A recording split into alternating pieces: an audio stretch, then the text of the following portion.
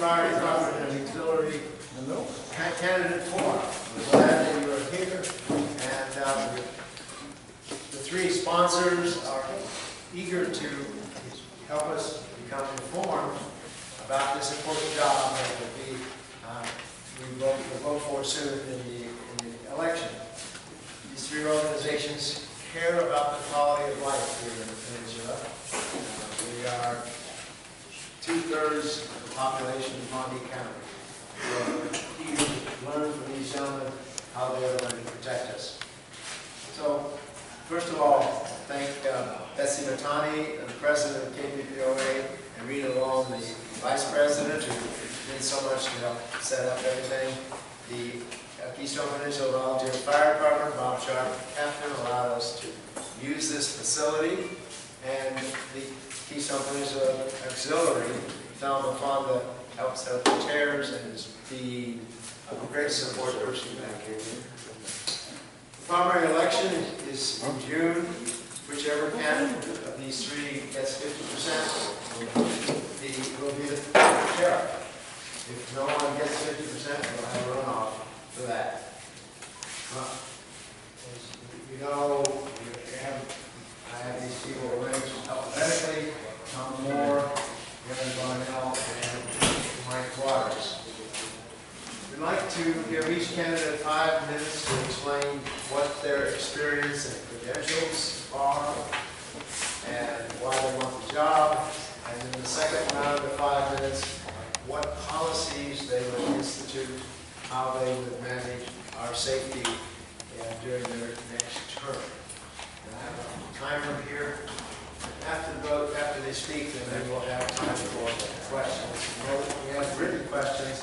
I prefer that, so they can address the questions directly. Rita has cards. If you want to write questions down, she will read them up to us. We'll just go alphabetically with Ms. Moore. Give us why you want this job. Good evening, and thank you gentlemen so much, ladies and gentlemen, for having me here. I really appreciate the opportunity to speak to you tonight. I started out my career in law enforcement a little later than most, but that doesn't mean that it took a back seat by any means. Everything that I've done in life, I've done driven by God to excel and do the very best that I can. And at the end of the day, I know I can't please everybody. But what I can do is do my very, very best that at the end of the day, I hope to please God in what I do. I started out my career in computers. I've worked in supervisory roles, multiple ones, more supervisory than anything else. None of it in law enforcement until I was later called to move into law enforcement.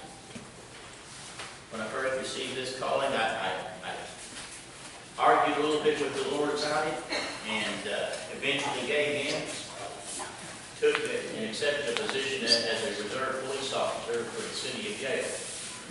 I went through the Reserve Academy, and one of the things that they wanted me to do was set goals. Goals are very important on anything you want to do in life. And, you know, not having started a lifelong dream of law enforcement, I wasn't sure what goals should be set, so I prayed if I could do anything else. And the goals that I felt clearly given to me were simply my short-term goals. I wanted to become a full-time police officer. My mid-range goals, I wanted to become a deputy sheriff because I understand that the deputy sheriff has so much more ground to cover and really less resources, so you have to be all the more committed to what you're doing. And then the long-range goal, I said I want to be a county sheriff because the responsibility is great, and we need men of godly valor to step up and do that job. Well, the moment I graduated Reserve Academy, I moved on to become a full-time police officer for Genesis. And I was there all of 11 months before I was offered a position with Pawnee County as a deputy sheriff. Obviously, that fit the goals that I had set, and I accepted that position. Started out in the jail, but in a very, very short time, I was in the field serving each and every one of you and doing it diligently. The time that I have spent serving Pawnee County has been an absolute pleasure to me, but I certainly have had to put the county first. I spent many long shifts, on call after the shifts, only to come home and work diligently on the computer, seeking out, trying to find lost and stolen property. The job never ends. So the experience that I have, the qualifications that I have, these have been gained as I have, and they have been gained while I'm diligently seeking the Lord to do His will.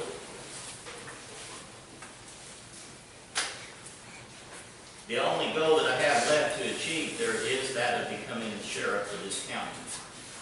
This is an important goal because, as Mike can tell you, the position of sheriff is not an easy job. It is one that you will, I promise, will never be able to please everybody. So all the more, my passion to seek God, to be a strong leader by being one who will spend time on his knees seeking God. This is where I'm going to probably do my very best to prevail is in this area.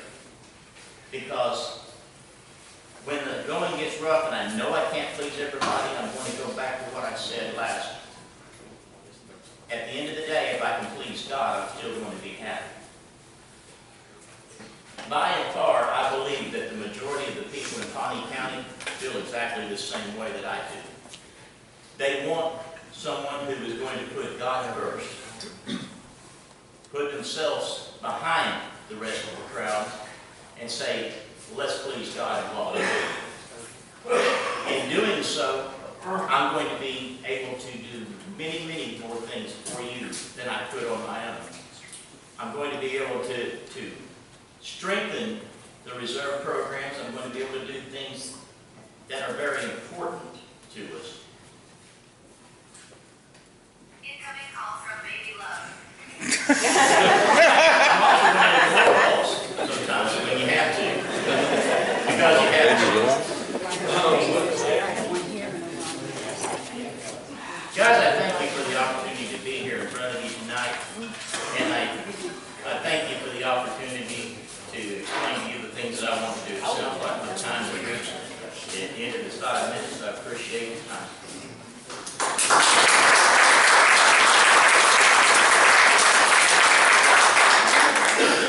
Mr. Varnell. For those of you that don't know me, I'm Darrin Varnell. Born and raised just outside of Manford. From the time I was a little kid, I had a dream of being a cop. That's all I ever thought about. My dad had a lot of friends with city cops, troopers, deputies. So I got to interact with them from a young age, had a lot of respect for them. Grew up, went to school at Olive, graduated from Olive in May of 1995. From there, I went to work for Tulsa County Sheriff's Office in June of 1995, working in their jail. Spent a couple of years there in the jail. From there, I went on to Osage County. Within about 3 months in Osage County, I was promoted to corporal, moved into dispatch, which was where I enjoyed being. Eventually, realized that driving from Manford to Podunk 5 days a week, I was going broke in a hurry, especially at 1,100 a month. Decided to leave there, get out for a little while, got into the private sector for a little bit, just never could quite get rid of that itch. From there, got an opportunity to go to work for Sand Springs, working in their 911 center. Absolutely love being a dispatch. Got a real passion for it. Dispatch is everybody's lifeline. It's your lifeline, it's our lifeline. While working there, I got offered a job at Manford, working part-time dispatch, which eventually turned into going in as a reserve. From there, I graduated the Reserve Academy in 2007. Shortly thereafter, I got hired full-time, graduated full-time academy in 2009. Stayed there for a little while, just never was real big on being in the municipal departments because all you do is traffic. Traffic isn't a huge thing that I like to do. From there, I went back into dispatch for a while, working for the city of Tulsa in their 911 center until I saw an opportunity to come out here. Came to work here June 27th of 2011.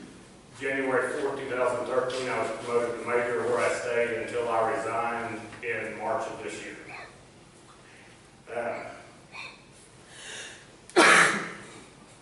never really had a desire all the way growing up to be the top of the totem pole. I like being the working guy on the bottom of the pole. Just, I think things need to change. Operations-wise, things need to be done differently. The training needs to change, and I figured the only way to do it is basically grab the bull by the horns and go to the top and make those changes yourself. Thank you.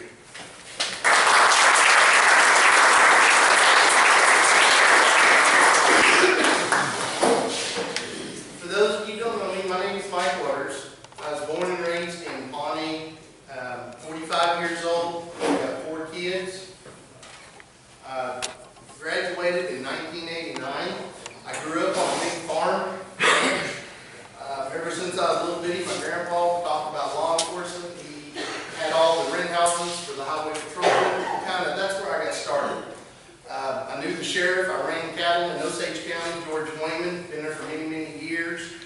And that's what I wanted to do. So I got away from the ranching and the cattle industry to follow my heart to be an officer. I graduated high school. I went into NEO, OSU, and PCC. I have been at Pawnee County Sheriff's Office now for 20 years. I did have a four-year break in there. I had to leave, make sure that's what I wanted. I come back in 2000. I left in 97, come back in 2000. In 1994, the city of Pawnee hired me. I was their first, that's where I started, my first police department. I worked for them for a year, went to work for Leroy Bryant, and that's where I've been ever since, except for those 3 years I was with Ditch Witch. I've been through many, many sheriffs. I've worked myself up through the ranks. I started out as a deputy, and eventually, 20 years later, actually about 16 years later, I become sheriff. That right there, ladies and gentlemen, is a dream come true. It really is. My mom and dad brought me up. My parents brought me up to always treat people as you want to be treated. I know I can't please everybody in here. I know I've made some of y'all upset, and that's how it is. I'm not going to lie to you, and I'm not going to sit here and make up something. I'm going to tell you the truth whether you want to hear it or not. Point blank. I know me and the commissioners, we argue about stuff. They don't like stuff about me, but they hear, and it's vice versa. We work together. At the end of the day, it's still a job, and the number one goal is to keep the citizens safe. That's what it all boils down to. Trying to think. That kind of goes into my logo that I use, dedicated to the citizens of Pawnee County. We got a brand new jail. It was opened in 2011. I don't know if anybody here has seen the old jail, but it was made in 1932. And you talking about turning you gray-headed and pulling your hair out. It was designed to house between 25 and 30 people. We ran 80, 85, 90 people in it. So we, with the citizens and the sales tax, we did build another brand new jail. The big argument was, what was we going to put on that jail? Well, I thought about it, and with the big plaque, if anybody ever comes in the front door, the plaque says dedicated to the citizens. It's Citizens Jail. The citizens of Pawnee County own that jail. The jail is the biggest thing in Pawnee County as far as structural-wise there in the city of Pawnee. I'm telling you right now, ladies and gentlemen, the jail will be the last thing running. When our funding is gone, hope it don't ever get there, and I try to keep that from happening. But our jail will be the last thing running. The state law says that jail will be open. That's going to be less deputies in the field, and that jail will be running, guaranteed. If they ever do shut that jail down, we're going to have to use Pawnee County or Stillwater, or Osage County. That is a costly nightmare. We looked that up, researched that. That's going to hurt us. That's going to hurt Pawnee County as a whole. The jail is the hard part. I'll be honest with you, the jail is the hard part of this being a sheriff. The citizens, worried about the deputies in the field and so forth. We've got a sheriff down in Potawatomi County. He has a jail trust authority. He is not over the jail.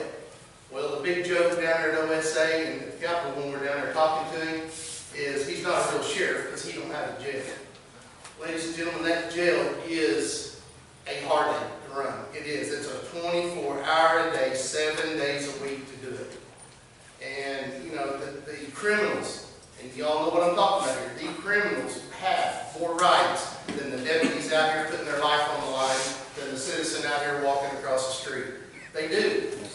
And they know that. So that jail, I'm telling you, it's hard work. It really is. But that falls back. I don't mind getting up every morning because I love the county. I love the citizens of Pawnee County. You know, the only thing that I put over the citizens of Pawnee County is God. So, you know, that's number one. And I did have a dream come true. I am, you know, still running for sheriff. Thank you.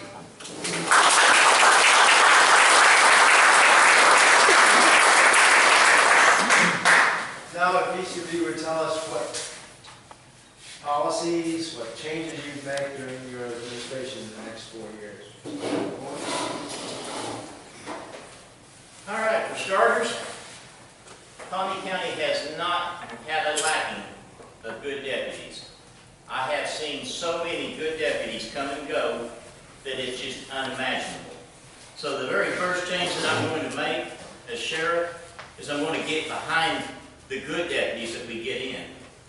I'm going to have to look long and hard to get those back in again. But when you get them, you need to be behind them. I'm going to do away with the good old boy system of doing things. There are certain people that seem to be, how do I put it, more important or above others in the enforcement. Certain people that you don't touch. That cannot happen. When it happens, you lose your trust in your sheriff's office. And I'm not going to be the one to step up there and continue the good old boy system. When I get in there as sheriff, my deputies, I'm going to tell them, you do the right thing. If you do the right thing, I'm going to stand behind you. I don't care how much heat comes down. I'm going to stand by you if you do the right thing. The people of Pawnee County, that's what they want you to do. They want you to be fair, unbiased, and they want you to do what you're supposed to do. Now, what else am I going to do besides that? I'm going to revamp our reserve program that used to be very vibrant, a very needed resource for this county that has shrunk down to pretty much the only ones in it are the ones in the jail. We need those reserves back where they were before. These are highly qualified people who have worked in law enforcement, who are well trained in law enforcement, and who are dedicated to this county, to serving the people. I'm going to bring back that reserve program. I'm going to make them a well-trained reserve program. I'm not going to just require just a simple training the fleet requires, because all they require is they can pass their basic fleet reserve program. I want continuing education for them just like I do for the full-time deputies. Beyond that, we're going to have to do something to bring back the drug task force. It's almost completely non-existent, although Mike told us in our last meeting that we had that we do have some people working out in the field who can't name, and I understand you can't name, but I promise it is nothing at all like it was before. We need a drug task force because this is one of your leading causes for multiple different crimes. Property crimes being at the top of that list. Domestic violence also stems directly out of this drug problem. And domestic violence, I promise you, we're not immune from that either. And that's another area where, as a sheriff, I will take a stand that there will be an absolute zero tolerance for domestic violence. There can't be a tolerance for it. The people that are victims to that will be victims to it for the longest time before you'll ever even know that they're victims. And when they finally do call out for help, we need to be there. We can't fail them. It's not an option. Beyond that, there are a number of other things that we need to do to increase patrol in your neighborhoods. Because going back to the property crimes, it does no good for you guys if I come on duty, if my deputies come on duty, and all we do is go to the sheriff's office or the sub-office and wait patiently for a phone call. Because by the time you have to call me, somebody has become another victim. Somebody has been broken into. maybe even while you're home. But regardless of whether you're home or not, I promise you, if somebody breaks into your home, you feel violated from that moment on. And it really doesn't matter if I get the guy that broke into your home or not. You're always in the back of your mind, you're still going to feel violated. What good did I do you sitting at the office waiting for a phone call? I understand, money's tight, and we've got to manage our money, and we have to manage fuel. But getting out and patrolling doesn't mean that I have to burn the wheels off the car. I can pick one area one day, another area another day, and make it random so that we're out there in the places where they're thinking about being. That brings to mind also statistics. If we'll pay attention to the statistics that we're generating, we can also know what areas we need to be focusing on more than others. But by having patrol officers out there, by having our deputies patrolling your neighborhoods and doing it in a random fashion, we will do more to deter that type of crime than anything else that we can do. And we have to do this. Nobody sitting in here wants to be the next victim to property crime. Nobody wants to be the next person to be broken into.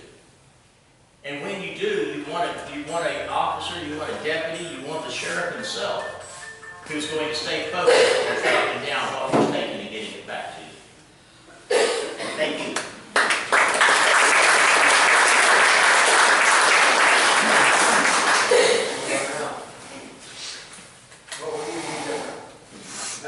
Number one, like Tom said, getting the guys out, getting them proactive. When a deputy just suddenly pops up out of nowhere, it kind of tends to deter you from wanting to do something you were thinking about doing. If you know that they're sitting in Pawnee, or they're sitting at the substation, or they're at home at 2 o'clock in the morning, you know you're safe to go do whatever you want. We've got to get guys, number one, out 24 hours a day, which means trying to work out a 12-hour schedule where we're pulling in reserves to help cover if they have vacation or whatever the case may be. Guys call in sick. Another big issue is mandating more training for those guys. Right now, there are 13 certified instructors in this county, ranging between all 4 agencies in this county. There's 13 certified instructors. Hope you're counting me. 13 that I know of. There may be more. There's no reason why our guys should be driving to Enid, Edmond, Oklahoma City, Tulsa, Broken Arrow for training when we can do it right here in this county. Saves you guys money, saves us travel, wear and tear, gets us back home with our families quicker after we're done with the training. My goal, right now the current mandate is 25 hours for continuing education, 2 of which have to be mental health. I want to up that to 8 hours mental health and update that to 50 hours department policy. Our reserves need to be mandated. If they want to come out here and carry a gun and pads, they should be able to come out and put in their time. I want to mandate 16 hours of their time and 16 hours of continuing education yearly for those guys. If you take a guy that got certified in 1980 as a reserve and still working as a reserve, a lot of things have changed in the last 30 plus years for him. They're not required any mandated training right now. Another one that I want to start doing is implementing a DUI shield. Getting guys, even if it means for the time being until we can get funding freed up, getting guys that are willing to volunteer to come out Friday and Saturday night, work 4 or 5 hours just looking for the DUIs. Start working on drug interdiction. Drugs are a huge problem coming through this county. We've got 4 highways that they can come in and out of this county on, that right now nobody does any significant interdiction work on. You start hitting the dope, you start curbing a lot of the other problems in this county. Yeah. Training in the jail and dispatch is another big. I've spent several years working in jail, several years working in dispatch, both as the new guy and as a supervisor. I've still got many of my training materials left from the classes I've been to. I've got several guys at other agencies that have already said, if you get in there and you need help, you call me, I will come in, help you write policies, help you write training. I will bring my guys and we will do the training for you to save you from having to send them elsewhere to get it, and it won't cost you anything to do it. Which again goes back to saving you guys money, makes you feel safer, makes you safer in the end because guys know what they're doing and are able to get guys out there quicker.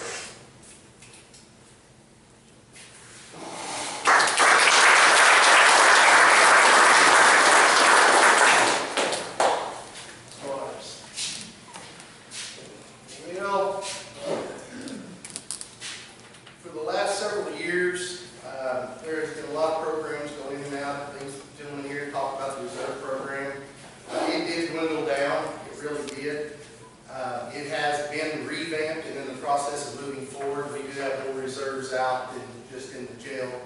But it is a work in progress, I will tell you that. As far as the manpower goes, ladies and gentlemen, Pawnee County is a poor county. I'd love to have 20 deputies, 25 deputies. I would love to have all new cars, have all new equipment. The funding's not there. So one of the programs is me trying to get more money so we can pay more to have more deputies, better, and I don't use the word better because I'm not belittling nobody, but have the deputies stay. It's a money thing. It all is. It is money.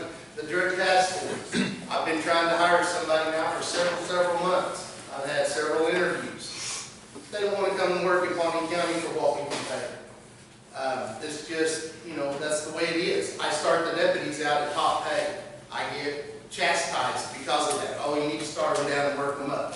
It's not that much money. So why not start them at the top and go from there? We do have a lot of programs in play. Like I said, we've got newer cars in the past. We've got new equipment. We've got new guns. We do have some grants, so forth. We haven't received grants for the last few years, but we have got the grant money. It takes matching. Most of your grants are matching. Whenever you feel or file out for a grant, oh yeah, we'll give you this $25,000, but you got to have $25,000 here to spend. The money's not there. It is not. So, you know, we're stretching that envelope as tight as we can stretch it. Yes, we've got 7 deputies. Pawnee County used to run with 3 deputies. We've had up to 10. When we had 10 deputies, we were $16,000 a month in the hole, just for that on the salary. So, you know, Pawnee County is 595 square miles, 16,000 people. I cannot help it that the deputies are over on the other side of the county taking a report or backing one up on a domestic and a call comes here, or vice versa. They're over here and they're having to wait to go to OG&E for a call of an assault and battery. That's just, that's life. I mean, we try to split them up. If they're not busy, we try to stay on separate sides of the county. You know, but today's society, I would love to have 3, 4 deputies on at a time. I would. And our busy nights, we try to have 3. We looked into the 10-hour shifts. We looked into the 12-hour shifts. With what we got right now, it's not going to work. It will work if nobody gets sick, if nobody takes a vacation, nobody goes to a kid function, church function, then it would work. Now, like I said earlier, you know, it would be nice to have reserves. Reserves have full-time jobs. They do. I guarantee you. And we do have quite a few reserves that we call. Well, I'm sorry, I can't. I'm busy. I'm working. And I understand that. So, you know, for the reserves that don't have jobs and do that around the clock, then there's a reason. I'll look into that. There's a reason for it. Don't know what it is, but there's a reason. But one of the main programs, or I don't know if you really want to call it programs, or one of my main goals is to work with the commissioners to get more money for Pawnee County. I mean, they don't, and it's not their fault. Pawnee County is a poor county. I know they give us every penny they can. You know, they work with the sheriff's offices. You know, sheriff's office good. We have our arguments up and down, but at the end, we shake hands, buy each other a cup of coffee, because they're doing all they can do, and that's what we have to accept. As far as the training, our firearms and so forth, we do that locally, so they don't have to go out of town. And all my deputies, I'm telling you right now, they are trained what the Oklahoma state law requires them to be. So, you know, the old saying, you know, never enough training, I agree with that, but there again, when they're gone training, we're stuck short-handed again. We're on skeleton crew. You know, I hate to see one deputy out at a time. It happens. It does happen. I'm not going to sit here and lie to you. It happens.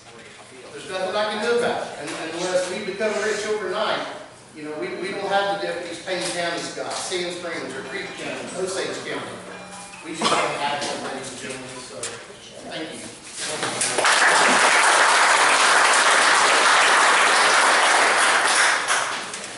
So, a lot of you have already given us some questions. If you have more questions, Vita has some cards back there that you can write questions on. Bring them up. There's a good response. Appreciate it. A number of the questions fall into a similar category. So I'd like to start with, this is addressed to all. I'm going to read a couple of these together because they're similar. Why are our tax monies being used to allow our officers to use sheriff cars for personal use? That is the Hummer, and why is this being allowed? What is going to be done about that? I guess maybe Mike, you want to answer that. The Hummer is not being used as personal use. When that vehicle is started, I'm the one with the key to it. And when it is started, there was a reason a deputy needed that. To get down on the river, to sneak around out in the fields, or whatever. But as far as personal use, and if somebody's saying that, they're lying. Not accurate. Not accurate, no. Okay, thank you. Again, these questions are about current processes, current policies, current actions. But after Mike, if you address these, then maybe the other gentleman would want to jump in and say how they might do something different. Okay. Why do we not have officers patrolling out here? We have a store that is open till 9:30 at night and 10 p.m. on the weekends. We've never seen any cars checking on us. Why don't we have more patrols in the area? I go east on the road, I go Ponderosa, where everyone knows where the drug dealers are. Why only now, 4 weeks before election, are you seeing presence and so on? Would you like to address that? Really, I don't know how to address that, except, the deputies, they do patrol over here. They do come over, they may not come over and set 8 hours on a shift, but they do come over here. Sometimes they have to run over here and run back to the other side and run back. So yes, the deputies are here. I even come over on this side. But, when I get out of the office, get my tours and everything done, usually it's 9, 10, 11 o'clock. Believe me, I've been over here several times. I do know the deputies, they do come through, they do patrol. But we are so busy. Like I said, if we only have 2 deputies on, we're busy, ladies and gentlemen. And if somebody else calls in, we got to go. We don't have this time to sit here and hobnob with everybody we come across. I would love for them to, but we just don't have the personnel and the time for that. Thank you. You have response. Well, for starters, that's one of the reasons that I'm pushing so strongly more control, because we need it. As a deputy for Mike, I worked at the sheriff's office for 7 years. I'm sorry I can't concur with Mike on that part of it. I can't tell you how many times we've been told, you go on duty, you go to the sub-office, and you sit and wait for a call. When the orders are just and right, I'll obey them. But that's not one that I obeyed, Mr. Waters. It's just not. I got out, I got in my car, and I drove to each time a different place. I didn't burn a lot of fuel, I didn't run real fast, but I did just what I've been saying we need to do. We need to get out and patrol, because the bottom line is, even though I was working for the sheriff's office, the one who's paying my salary are these people sitting out here. These are the ones that were paying for me to be part of the sheriff's office, and that was the duty that I had. But that was just one of it. I want to be sheriff so that I can make sure that the other deputies know they're free to do that. In fact, I want them to do that. In fact, if they don't do that, I will address that with them. Thank you. Mr. Varnell, you have some comments on that.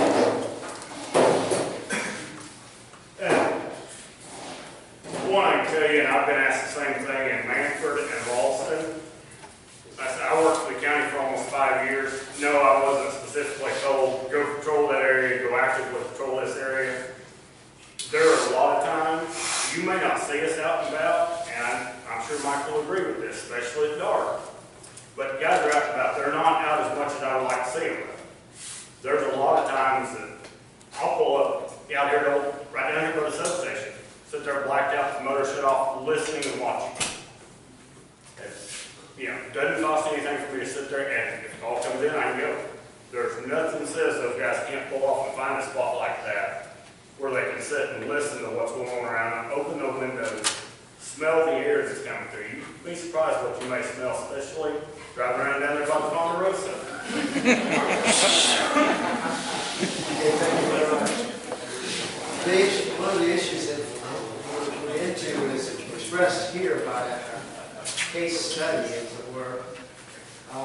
Deputy 304 is at home, and he's called to come out for an event. It takes him 18 minutes to get dressed, and to go 10 to 8. By now it's 1:59 a.m., and he's en route. The deputy radios dispatch to ask if it's house in the north or south. Dispatch is not sure. Reserve deputy radios, another deputy, a different deputy radios, he's en route. Not able to find the domestic at 3:04 a.m. The second deputy goes off duty, so does deputy 304. This was a domestic call. It was on a holiday weekend, an hour and 23 minutes. The question is, why on a holiday weekend is there only one deputy on duty? Why is that deputy allowed to go home and sleep while on duty? And if you are elected sheriff, how are you going to fix this problem? Mike, do you want to address that first? Yes, on holidays, the deputies with the kids, with the children and so forth, we try to, what we say, take calls from home. And, you know, it is a holiday. If they've got children and so forth, I do let them take calls from their house. You know, and I don't see nothing wrong with that. I've done that, you know, I've seen that done for years. It was done to me, you know, Easter and Christmas and so forth. Now, the rest of the deputies, just because it's a holiday, they are on call, you know, because everybody's having family times and together and so forth. So, yes, they will be at home taking calls on a holiday. Varnell, do you want to address this issue? Yeah, I'll agree with Mike on that, especially with holidays. I've got young kids, 8, 10 years old. Holidays are a big issue for my kids. I like to be home. Generally, I work every holiday. I have no problem, like he said, with them taking calls from the house. As long, you know, on a holiday, as long as they actually respond to the call, do it in a timely manner. What time did you say the call came in at? Wasn't it 1 something in the morning? 1:59 a.m. and by 3:20, excuse me, it took an hour and 23 minutes to deal with this. Hour and 23 minutes is an awful long time to get someone out for a domestic. Right now, the deputies work basically till midnight, and then evening shift is on call from midnight to 4 a.m. Day shift's on call from 4 a.m. to 8 a.m. They come on at 8 a.m. With them being on call, you can't mandate, since that is technically their time, for them to be sitting there itching, ready and waiting for that call to come out. But that's one reason I want to work on trying to get the guys to the 12-hour shift so that someone is out 24 hours a day and not having to be called out.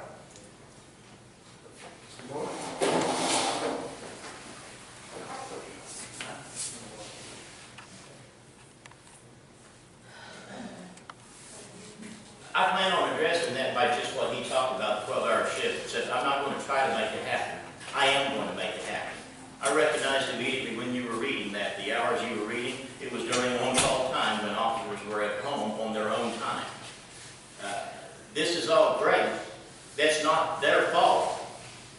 It is my fault if I'm the sheriff and I allow it to get to that place where they're at home on their time having to answer the call. I will tell you that as a deputy sheriff, my response time was much less than that, even at home on my own time.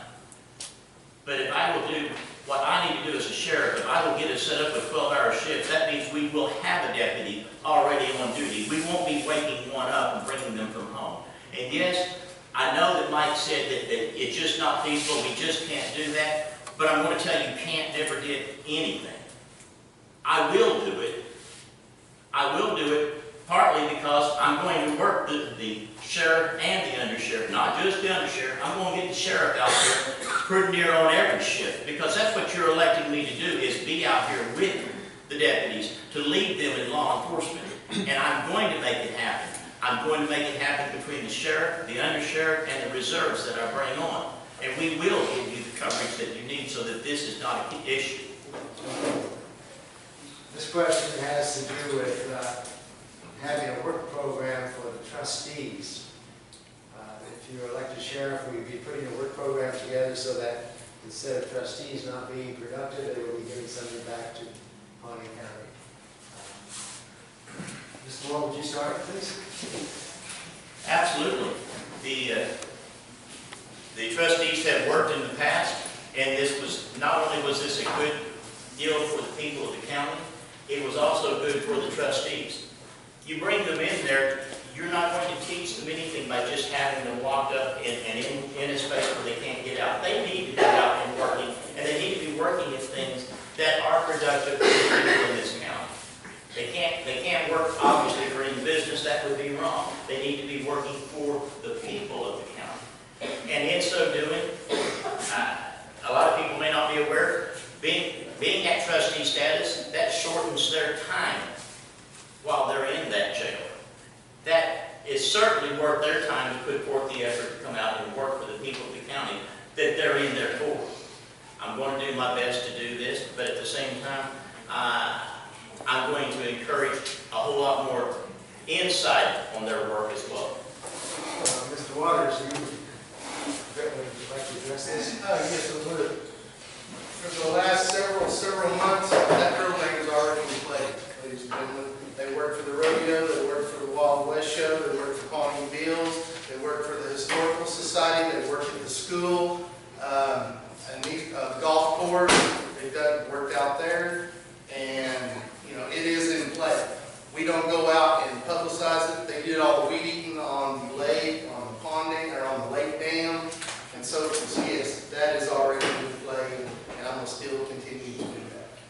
Mr. Varnell, how did you address it? I think it's definitely a good idea. I mean, like Tom said, their sentence is shortened by being trustee. We should be getting something productive out of it. Mowing and weed eating at the sub-office, mowing and weed eating at the courthouse lawn. It's cleaning up the side of the highway.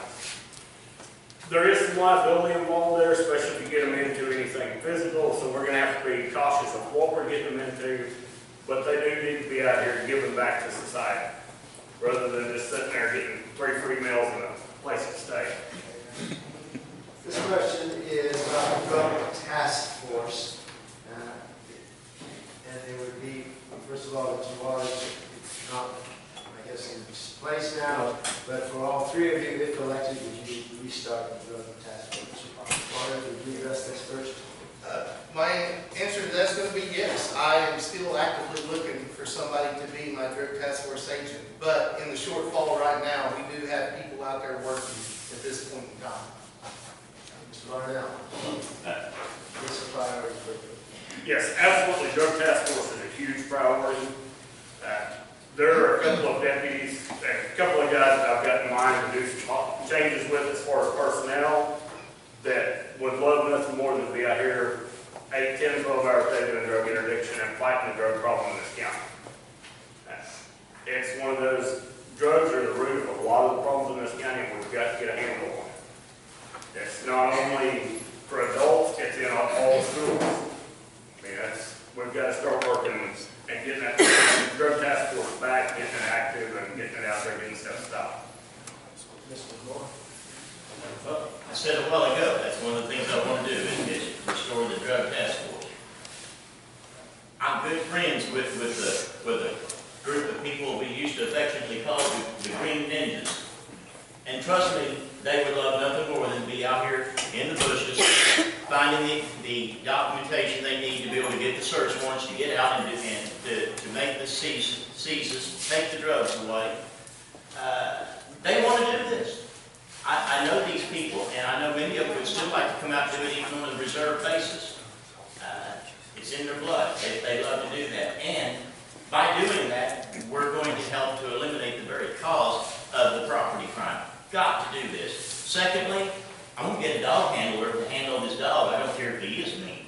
We need a dog handler to handle the dog because that's part of drug interdiction. We've got major highways going through here, like Darrin said, and we need to be working that dog on those highways. That also is bringing drugs into this county, and if we can stop that, we're going to address the drug issue too.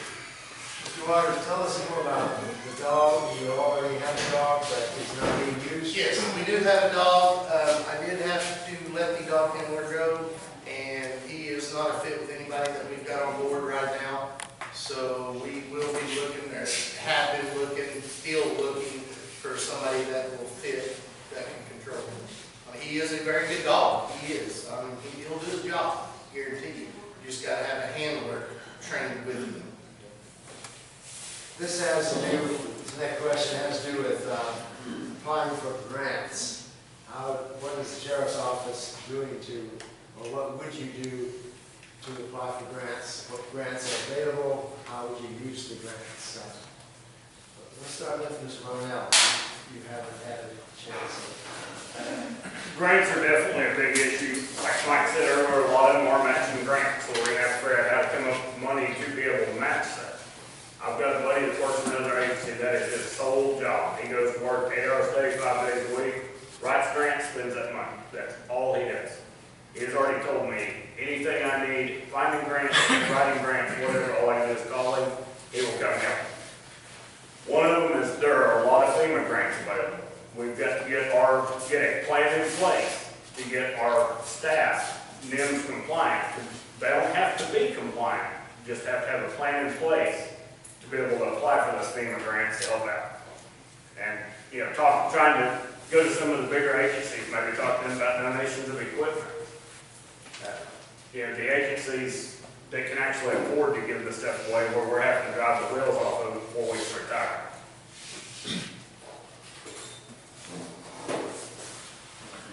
I know at least 2 different attorneys who are very good grant writers who have already told me they love to write grants.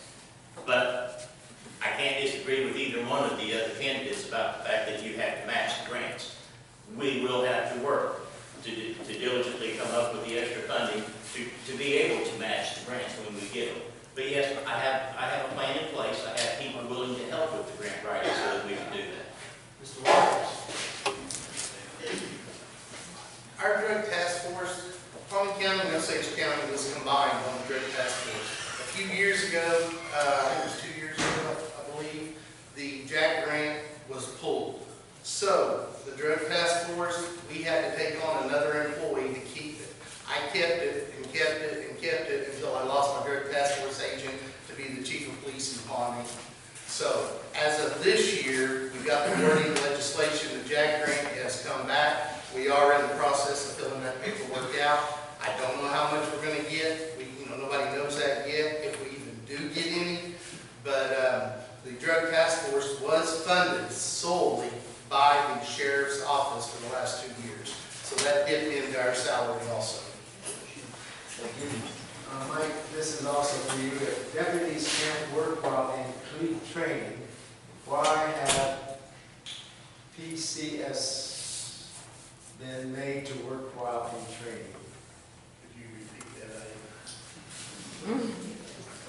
Maybe this will make sense.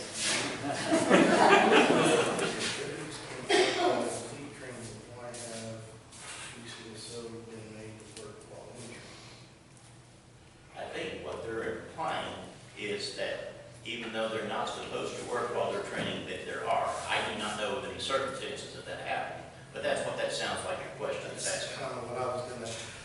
Right now, fleet has cut it down to 4 days a week, and we do ask the deputies that are in the fleet, if we need them or whatever, they do come out and they will work while they're here. Thank you.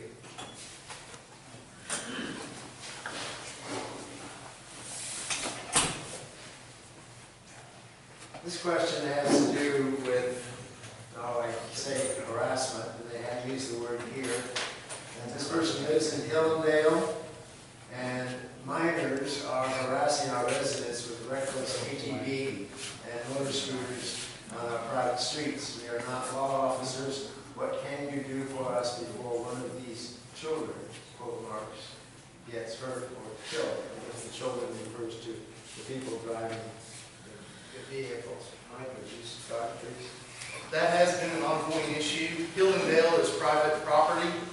County does not maintain the road. We cannot maintain the Oklahoma state statute laws on that private road for ATVs and so forth. Now, I'm telling y'all, just like I told the residents down there, if it's something, you know, that we see come across or whatever, we will talk to the parents, but we don't really have a legal right to write a speeding ticket down there. And that's what they get upset about, you know, but with the county not taking care of that road, that is a privately owned road. So if there's an accident and somebody is seriously injured, who assesses the responsibility? If there's an accident with injury, the highway patrol will come in and work that The out. highway patrol is the ones with the responsibility. Only if bodily harm or, you know, injury to that.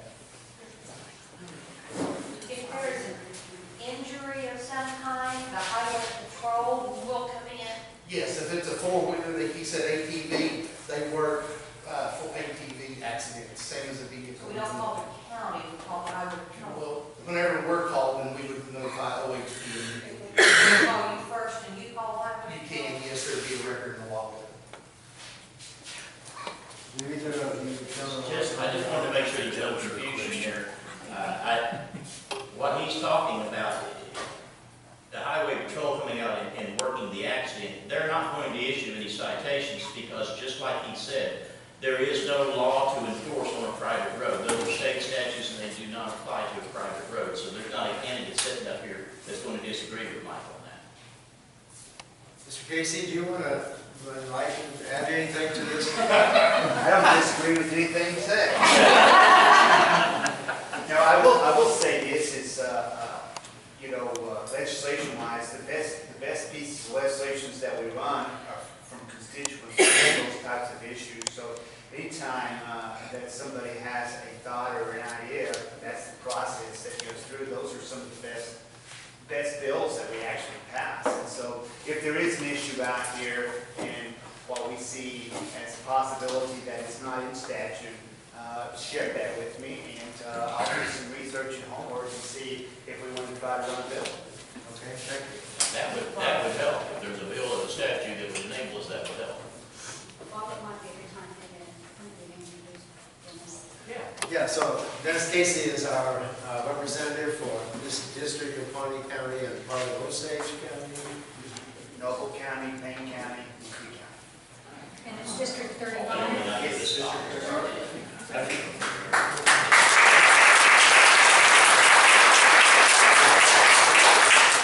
Just by his presence here tonight, it indicates how reactive and supportive he is of all of our citizens, and so we really appreciate that. Yes, anytime you need anything, this is a hard area without it having a town if you want a meeting place. Anytime you need me, just call Dale, and Dale knows how to get a hold of me. And Dale Carter here is our District 3 County Commissioner.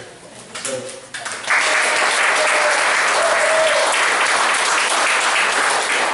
do you have any money for the schools? I'm glad session's over. All right, I'm sorry. This question is addressed to all three of you in different times in order here. What is the most dangerous or trying time you've experienced in law enforcement? What is the most dangerous, trying time you've experienced in law enforcement? Mr. Varnell, would you start?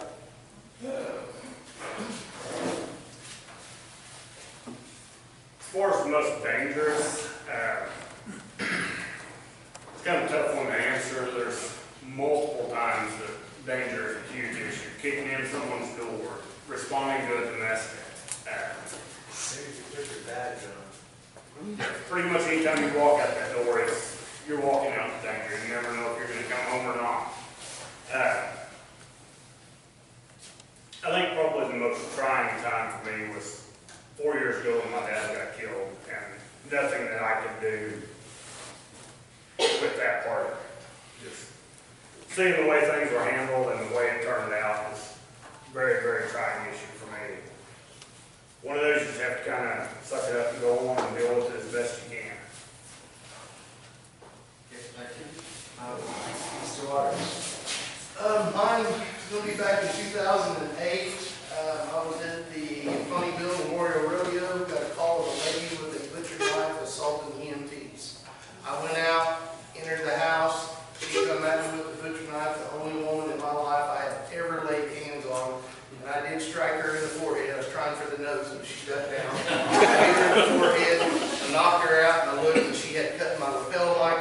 shirt, all the way through the side. The knife looked that long, the reality, it was like this. I went ahead and jumped on her, went to cuff her. She come to, sounded like a bear. I went to screaming. They said I sounded like a girl. Screaming. I got her cuffed. I couldn't figure out where all my help was. The other deputies that called me over, they were all piled up out on the front porch in front of the door. They said they slipped on the ice. I was like, it's August. How did you slip on the ice? Anyway, that was my scariest moment. At that time, it really didn't sink in. I didn't think nothing of it. I went outside. I tried to call on the radio. It didn't work. The EMT out of Cleveland said, you got something hanging. Of course, my first reaction, you know, I get to look and my cord was cut, my shirt was cut all the way through. So I did receive a Heroism Award for that in 2008, and that'll stay with me from then on. I will say that the lady, she does come to the sheriff's office every so often, and she has thanked me several times, hugged me, and told me, you know, you could have shot me, but you didn't. So, you know, she is still moving forward. Thank you. Some more. What about you? Well, like Darrin said, there's been many different things that law enforcement officers do on a daily basis that are dangerous. I ran in a house where I seen the guy with the gun running back in. Obviously not the safest thing in the world you can do, but by far probably the most dangerous thing to me that I've encountered was on a domestic call that I was on. And where most people would have taken the report and left, I knew, as sure as the sun's going to set in the afternoon, I knew that guy would come back. So I stayed in the area. And when I did stay in the area, sure enough, you know what happened? Even though I went on down past the driveway and back behind some trees and sat there where I could watch, he drove down past the driveway and past those trees and sat eyeball to eyeball with me. And imagine the look on his face when there's a deputy sheriff sitting right there. Well, he gets out of his car and says, I'm going to that house. And I said, well, wait a minute, you can't go to that house because I'm here. And well, you know how this pursues. And I end up with a foot pursuit chasing the guy. That's when I fell into the ditch, broke this arm and this foot. And while he still ran away, I ran away too to the car, and we pursued him across 2 counties and arrested the guy. But by far, that was probably the most dangerous to me because I ended up having to get surgery and, you know, hollow arm on a boot and a wrist brace for a while. These things happen.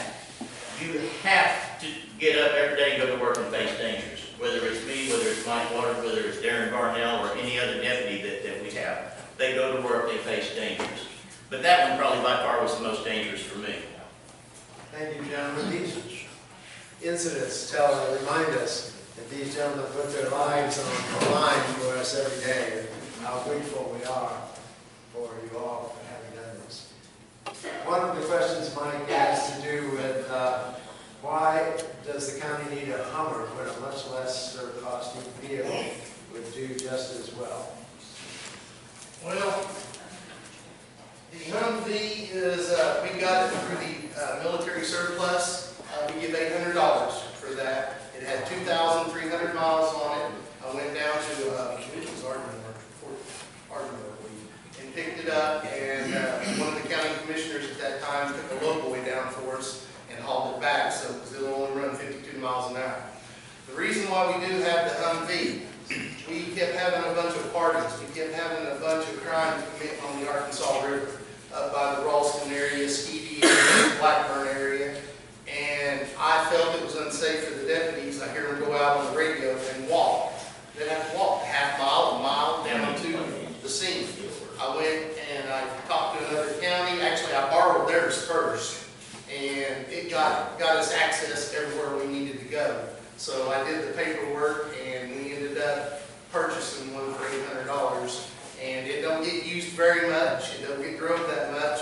But when we do use it, it's in water that comes up to the seat, mud up to the mirrors. So it has paid for itself. We do have 4-wheel drive pickups now, 2 of them.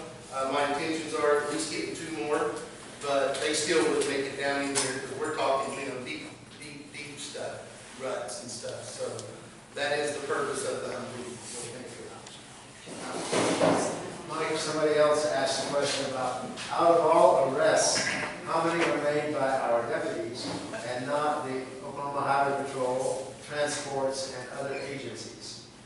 All right, in 2015, Pawnee County Sheriff's Office, the deputies alone put in 632 people.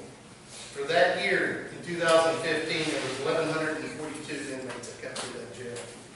Just this year, 2016, we've already got 278 people from the PCSO side. Pawnee PD running 77. Here, Cleveland PD runs 36, and the Highway Patrol 27. So yes, we do make arrests. One other incident that one of our citizens would like to express, and maybe you can remember the event. Why, when the deputy was called for a drunk driver, 2 deputies showed up. They put the man in a car with a deputy, and the other deputy drove the man's truck home. Said they didn't want to do the paperwork.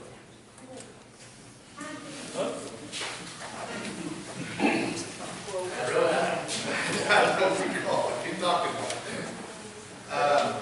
We have arrested people out on the side of the roads for DUIs and stuff. Ladies and gentlemen, get one impounded right now. I know the record services, they are going to get pissed off, but if they're close to home and if it's not involved in the crime, I'm going to let, we're going to find a way to get it there to help the citizens because it's costly. How does that help the citizens? As a record owner, how does letting a drunk driver off of a crime by not impounding his vehicle, what's that teach him? Well, number one, he's going to jail, so he is being arrested. Okay. And, if... They didn't arrest him. They drove him home. Who drove him home? The deputy. Well, like I said, I'm not... And the other deputy drove his truck home. Well, I mean, that's... Well, I'm not on that concern. Deputy was it? I'm not on that concern, but as an owner of a company in Pawnee County, when a deputy doesn't do his job by impounding the vehicle, that's a problem. Well, there's, what am I going to use the word here? Officer discretion on that. On an impound. On an impound, if it's feasible. Now, if it's involving a wreck or a stolen or something like that. How come Pawnee County deputies are the only ones with officer discretion? Every other agency that I impound for, when they arrest for DUI, they impound the vehicle. Well, that's You're the only agency that allows your deputies to make a decision whether or not to impound a vehicle or not. Okay, Are Mike, you mad because you're not getting no money out of it? I can agree with that. I used to own a record service. Am I mad? Yeah. That Yeah, I'm mad. A discrepancy at all. How about if it was you out there and you were close to home and they gave you a break? I'm mad. I don't want them to give me a break if I'm being arrested for DUI.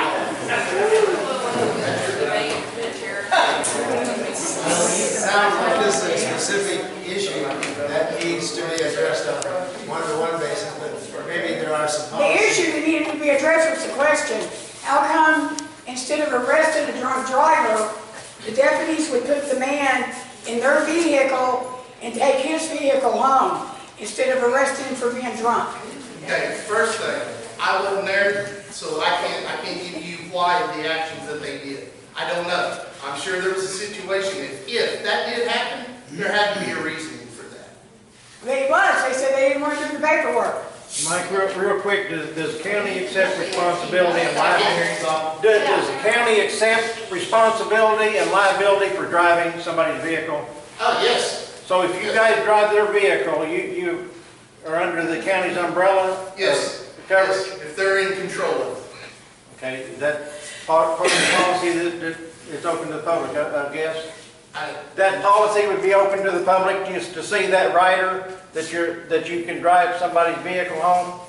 Well, if the deputies can't, and when we say driving it home, whenever I make that statement, I'm talking short distance right here. I'm not talking about taking it to Sand Springs or Stillwater or OG&E. No, nothing like that. I'm talking, if we stop, I've done it. If I stop somebody and they're within a half mile of their home, and, I've had deputy transport the DUI person to jail, I have drove the vehicle to their house, put the keys, and I have walked back. Does that happen all the time? No. 20 years, I can think of 2 or 3 times. So, we're not talking every day, every week, every month, like you all are saying. So it just depends on who you are then. Do what, ma'am? So it depends on who you are. If you're Officer gonna, discretion. so if you're buddies with the officer, your car's getting taken and you don't have to pay I any don't penalty. think being buddies with the officer has anything to do with that. It's the officer. It's the officer. I don't think the buddy thing has anything to do with it. One of the issues that was brought up here was if a car has to be, a person has to be arrested and their vehicle is left on the highway, then you would call a tow truck? 99.9% of the time, Who yes. would pay for the tow truck? The tow truck would be the driver of the vehicle. The owner is required to pay for it. Sheriff's office doesn't pay for it. I should have introduced our emergency manager too. That's all right. Everybody knows me, I think. Okay. Mike, one more hot seat question. Roger Price, his role in Pawnee County Sheriff's Office. Roger Price, he is our firearms instructor. He is our K-9 trainer. So, you know, he's a training officer for the firearms for Pawnee County. How is he commissioned, Mike? Do what? How is he He's commissioned? a reserve. He's commissioned under the reserve and still licensed to do it. And he can't handle the dog. I'm doing what, ma'am? And he cannot handle the dog. Oh, no, ma'am, he can handle it, but he's not full-time, he's not on the road. Matter of fact, he is the one taking care of the dog right now because he's the only one that can work there and feed the dog and so forth. He keeps it trained, he keeps it in tune. So, and does not cost the county a penny to do that. Here's a generic question for all three of you. Given this day and age of internet information, what, if any, negative issues reside in your closet? What would we find if we did a search?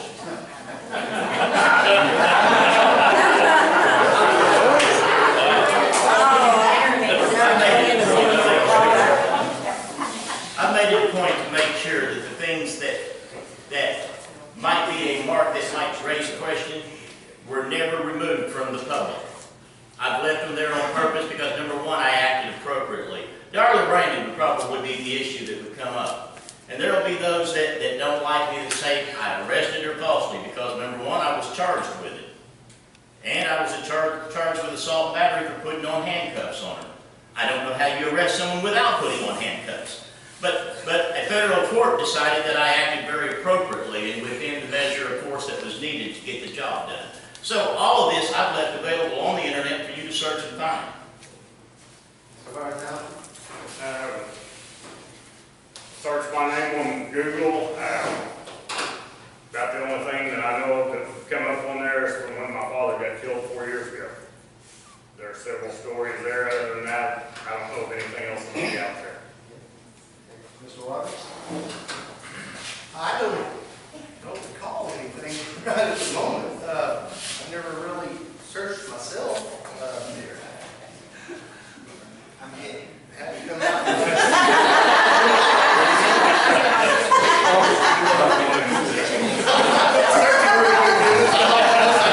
I don't recall of anything. Got a divorce. Right now, it's 23 years, she don't ask. Excuse my language, sorry. It's been sore everywhere. And she was an excellent housekeeper. She kept everything. All right. We've had already sort of addressed this issue in Philadelphia, but somebody asked about Pawnee County responding to calls of people about reckless driving through the neighborhood. And this person has sent 3 emails to the sheriff's office about the same thing. Do you remember receiving 3 emails about reckless I driving? remember receiving 2 of them. And I did give that to my undersheriff. It went to the major, and they are looking at that. I sent you another one today and nothing's, Oh, I have not got that one. yeah, nothing's been done.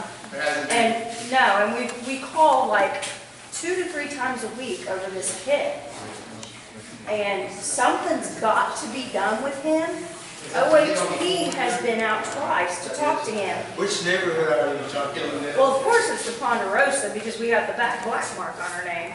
But yeah, I mean, this kid who's like 19, 20, 21 years old, we installed speed bumps around neighbors that wanted them because of this. Well, now they're just going over the speed bumps as fast as they can, and they're going in neighbors' yards where there's kids playing.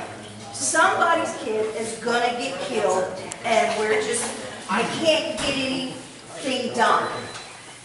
Like I said, I did receive your emails, I did pass that to my Okay. sheriff. I was actually in the capital when I got the first email. Yeah, I sent one on like the 27th, another one on the 2nd, and another one today. I just forwarded It the is same me. email. So how can we get you guys to come out when this happens? Because we're calling all the time, and different neighbors are calling. And very rarely do we see one of the sheriff's deputies out. Did you? What time? And how many times? I mean, you can't just patrol this. Yeah, well, I mean, you can't just come out at the same time every day and expect your check. Right. All I know is this kid's still doing it. How about people shooting Tanner out at Sandy Point? This is an important issue of safety in neighborhoods, and it's not a private neighborhood, so it's part of the streets that are cared for by the county. First of all, Mike, do you want to make any more comments about this? Well, I mean, just like I advised her, we are looking into that. She wants something more than looking at. And I understand that. Yeah, before somebody's kid gets killed. And I understand that, But like I said, whenever, we get a call, like I said, we have 2 deputies on it. I understand, I So, understand that. and there, I know just in the last 2 weeks, we've had 3 molestations. Well, that's, I understand that too, but is a child's life not a priority? no, it is, I agree. It's Because very- this kid, I'm serious, you live there, Lisa's been there, and this kid just goes crazy. Has anybody talked to the parents? The parents, The parents tell you, they'll blow your head off if you come up there and try to talk to them. you can't talk to the parents at all. And then the parents do the same thing. And then when you call Pawnee County because they just threatened you with the gun, nobody shows up. It's like the Ponderosa, and I know we have our crackheads, okay? Come on, we do. We have crackheads in our neighborhood. And, you guys did a great job rounding them up when you did, but everybody's out and everybody's back to the same crap. Mr. Moore, would you like to address this? I would love to address the issue. I understand that you're angry, and trust me, I'm a whole lot angry with the sheriff's office too. I'm running You because know of I've a been lot of angry people for a who long are time. angry with the sheriff's office. As a deputy, I patrolled Little Ponderosa. I went out there and just drove around ever so slowly. Being seen sometimes makes all the difference in the world. And this is what I've been preaching from the time I put my name in to run for sheriff. I want to get out there as your sheriff and be also seen out here. Right now, as bad of a problem as you've been having, as many emails as you've sent, if I were the sitting sheriff, I'd be out there. I wouldn't even be sending it to my undersheriff or handing it down to the major. I'd be out there. That's what I. Because somebody has to make a difference. But I'd also be drilling into my deputies that you don't have to worry about getting out there and getting in trouble because you did the right thing. Because if you go out there and do what you were supposed to do, I'm going to back you up. And the neighbors are gonna back you up also, because we're tired of it. Mr. Varnell, you wanted to say anything to this?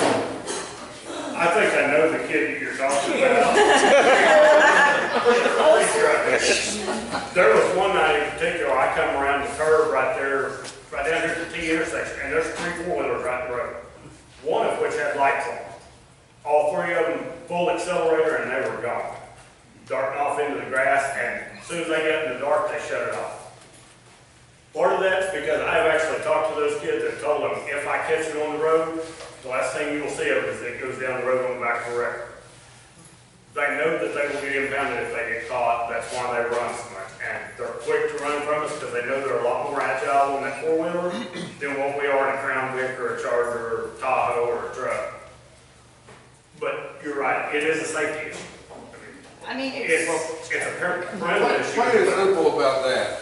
Do what? If you witness that person on the road and you relent your position to not go arrest that kid or to pick up that four-wheeler because you know where that kid lives. Go to that person's house and wait on that kid to get there. Take that four-wheeler right then. Actually, Plain and simple. There's no ifs, ands, or buts about it. when I talked to the kid, he was sitting in his yard on me, and I told him if I catch you on the road, I'll leave him out. If I saw it on the road. And I went to sit for a while and waited, because I thought as soon as I leave, he's gonna get out and do it. Never once left his driveway. I would get calls about it.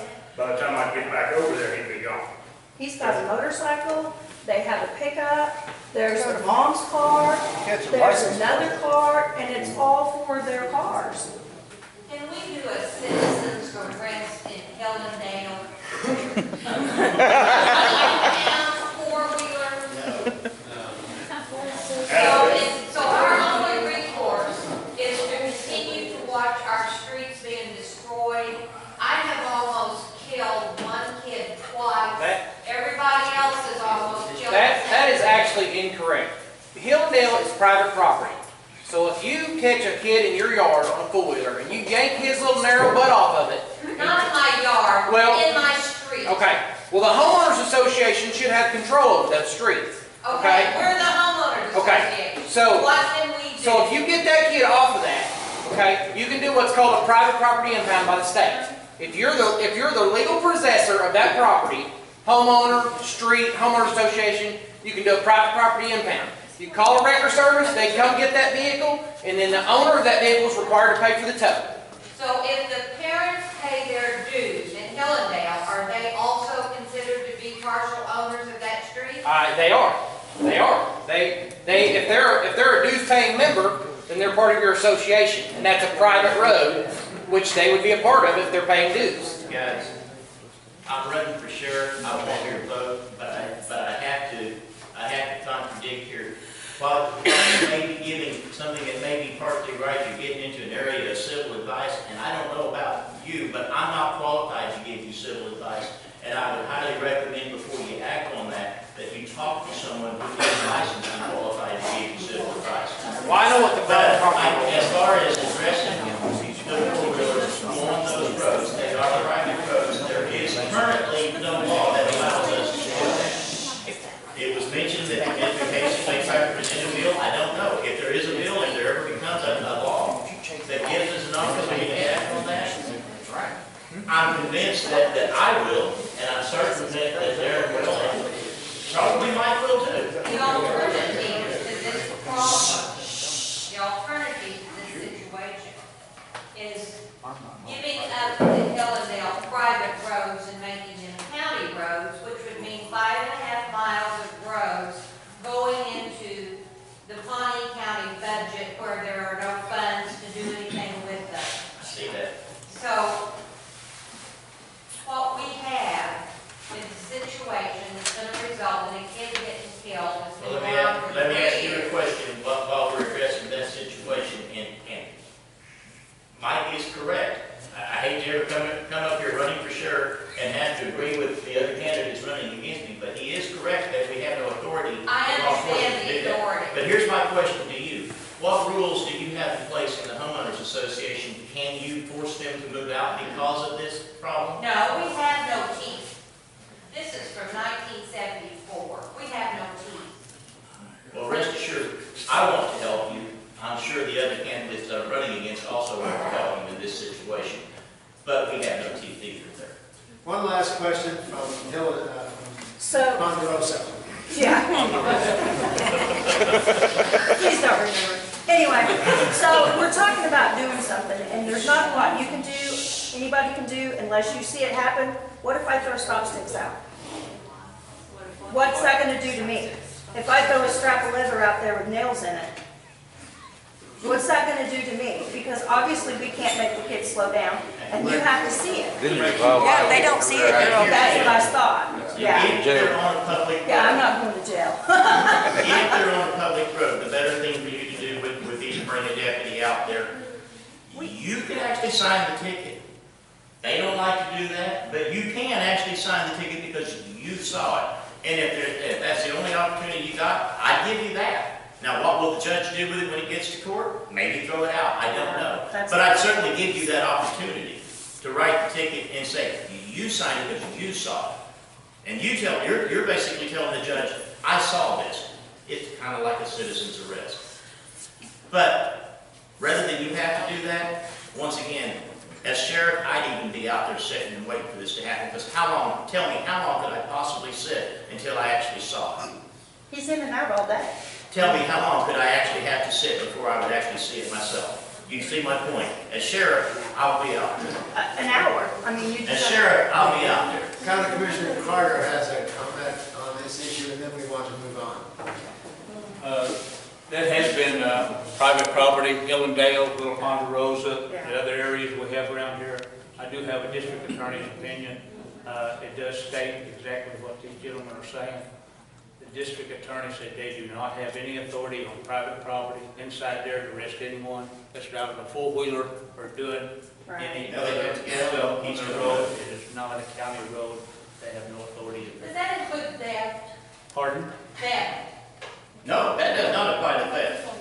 No, on the road, if they're four-wheelers are on your road, in your association, doing wheelies or whatever they're doing, I would suggest calling the highway patrol and tell them they're disturbing the peace out there with you guys driving around.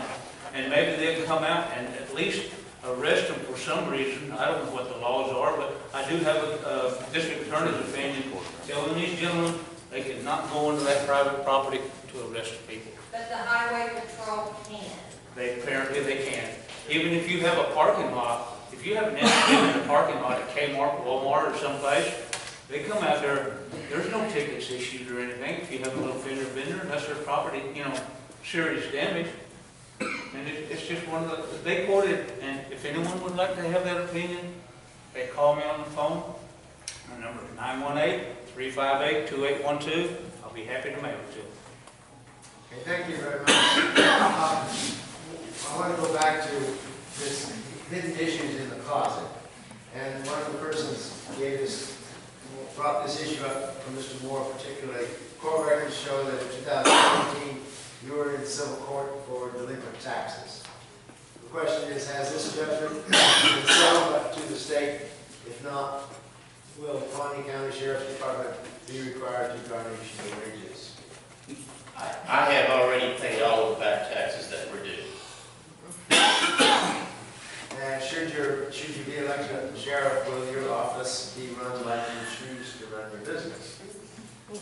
Well, once again, that became an issue because I didn't put nearly the time into the business that I put into the people, because I told my wife when she wanted to start the business, the people that I'm working for out here in the county absolutely come first.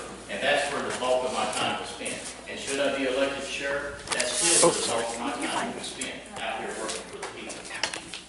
One of the issues that I want to address all three of you has to do with traffic on the road. As you know, the peninsula area has to buy 2 times a year pick up trash.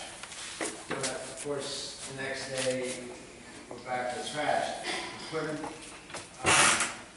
people dump their vans and furniture out on the road, and to be on the county roads now, not on the highways, making illegal trash dumping. If someone goes into you with a license tag that they witnessed illegal dumping, how would you follow up on this? Just throwing it out there. Number one, make sure that the tag information that they gave matches the vehicle description they're giving you. If they tell you the white should be half done and that tag comes back to a Ford Taurus, there's a problem somewhere. But start with running that tag, get the name and address, go look at the dump site, get good pictures of that, then go to the house of whoever belongs to that. I've dealt with that before and given 2 options. You can either clean it up and dispose of it properly, or you can wind up getting fined and then go clean it up. Okay, Mr. Waters, how do you deal with this now? Basically, Mr. Varnell's correct on that. I mean, that's what, we do now, and we do have trash dumps. We do work good with the county. If we can't find an owner, if we can't find a name, so forth, the county has come out and reviewed with a backhoe the tractor, loaded the dump truck, and they assisted us in that. Can you get prisoners to clean it up? Yes, we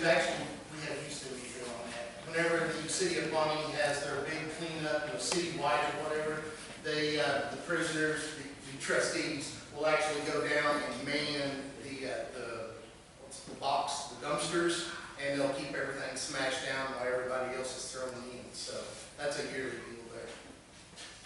Mr. Moore. I've worked numerous calls like that, and a tag number given to you is just one of many pieces of evidence that you can gather. In the past, I have followed the procedures that have given to me, just like Darrin Varnell said. However, my personal sentiment is, if I take the time and the effort and the resources to prove that they went out there and they dumped that illegally, I really wouldn't be in favor of giving them the option to come clean it up without a citation. I'd cite them and I'd let them know in so many days I'm going to cite them again if it isn't cleaned up. The law is there to enforce, and there's too many options to get rid of that rather than going out there and dumping it in public land. That's something that we shouldn't be putting up with. An issue that was in the state legislature this year, particularly relevant to the larger counties, but I think still relevant to Pawnee County, has to do with policies on hiring appraisers for the sale of seized property. One of the issues was in some places, sheriff will hire a relative to go out and make an appraisal, and then they will get paid for doing that. Mike, do you have a policy, is this an issue for Pawnee County? Do you have a policy regarding hiring an appraiser for property that you want to sell? You mean as far as me being related to them? Is that it? Well, the issue has been in some counties, the sheriff hires a relative. Yes, and that's different from Tulsa County where it's doing what I'm talking about. One person's trying to make all of us suffer. No, I am not related to any of the appraisers. To me, that would be a conflict. And we do have a line of appraisers that we use, and still, we've used it for several years. Either of you have a comment on this issue? Pretty much just like you said, you want to make sure you have appraisers that are not in any way associated with you. Well, to wrap this up, there are three questions that are basically the same. What are your three top priorities for the next 4 years? Mr. Moore, when you start, we'll just go down the line. Top priority, number one, is more patrol in your neighborhoods because you're not getting nearly enough of it. These issues you're talking about, more patrol, would probably undoubtedly address that. They'd also address the multiple issues of property crime. If we're out there and we're patrolling the neighborhood, you're going to see less and less of that on a regular basis. You'll still see it. I know we can't be everywhere at once, but more patrol is going to help. Number two, we've got to bring back the drug task force. Amen. It absolutely was a valuable thing. It made a difference. Not just the drug task force, but we got to get a handler back to the dog. That's a very valuable dog and a well-trained dog. We need to get a handler that can handle the dog that can also work drug interdiction. If we're going to do DUI arrest, and I believe we should, I don't see turning them loose and letting them keep their car. That's impounding that vehicle. I'll make sure there's a policy in place that you will impound that vehicle every time. Because if they weren't driving drunk, it wouldn't have got impounded anyways. I'm going to bring back reserve program. We have to have a reserve program or I will not be able to do the other things that I'm wanting to do. That 12-hour shift covering 24 hours a day, we have to have that. And it'll take the sheriff, the undersheriff, and the reserves all working together to make that fit, to make it work. And above all, I'm absolutely not going to say I can't. When we say I can't, we've given up. If I run out of available options, I'm going to be out here talking to you guys. And I should be on a regular basis anyhow, because guess what? Even though I've got great ideas, someone sitting out here may have an idea that is just as good or better than I've got. And if I don't talk to you, I'll never know. The bottom line is, I'm running for sheriff in Pawnee County, and it's you, the people, that I'm asking to elect me and put me in there. And it's you, the people, that I need to be working for, and I will. Thank you. Mr. Varnell, what would be your top priorities? I think first and foremost be to hire and not only hire but retain good quality employees that will get out here and patrol and fight the DUI and drug problem. Personnel is a big issue. If you get good people, get them to, retain them where they'll stick around, get those guys trained to do the various activities, DUI patrol, drug interdiction, things of that nature. It combats a lot of your other problems. Secondly, let's try to, seek grants and find ways to generate money to increase the salaries, add another deputy or two to strength, lighten the load on everybody. Probably the third, and by far maybe one of the most important, is to start working more with kids. Tomorrow's criminals are today's kids. I mean, my daughter just graduated from Cleveland High School. It's ungodly how much dope is running around in that school. They're not the least bit bashful about it. The school, however, doesn't seem to want to call and say, hey, we've got a problem. Getting things like the DARE program going. I've been talking to some guys about trying to get started and get information on doing an Explorer program where we can bring some of those teenage kids in and let them see what we do to kind of steer them in the right direction so that hopefully they don't turn into the next drug dealer. Thank you. Mr. Waters, what's the future in your mind? Well, number one and number two kind of run together. Number one priority is the safety of my employees, no matter what. I want to make sure they can go home to their family daily. I'm talking deputies in the field and the jail. Number two, safety to the citizens. That's, I'm still running on the logo dedicated to the citizens. Number three, keeping the doors open for the Pawnee County Sheriff's Office. That is a full-time job. Funding. Yes, I would love to go out and work every day in the field.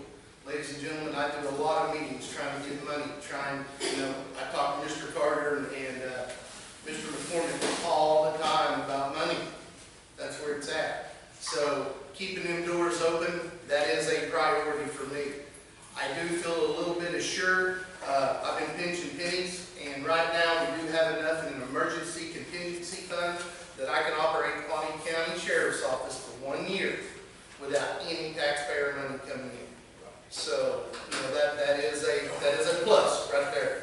I know there's other places I could use that money, but when that money's gone, it's gone. I do want to get the drug task force. That is a priority. I just got to find somebody that can do it, that will fit right, and put that back into play. So, number one is safety. Number two is the county. Number three, I didn't add the kids.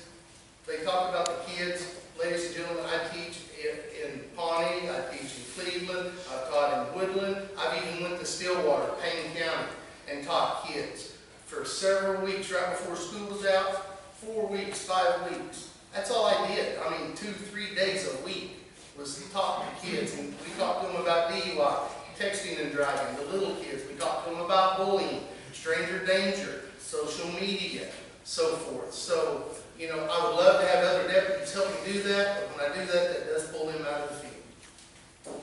Well, ladies and gentlemen, I appreciate you all coming here tonight and the spirited input of all of your issues. And I want to thank each of the three candidates and wish them all success.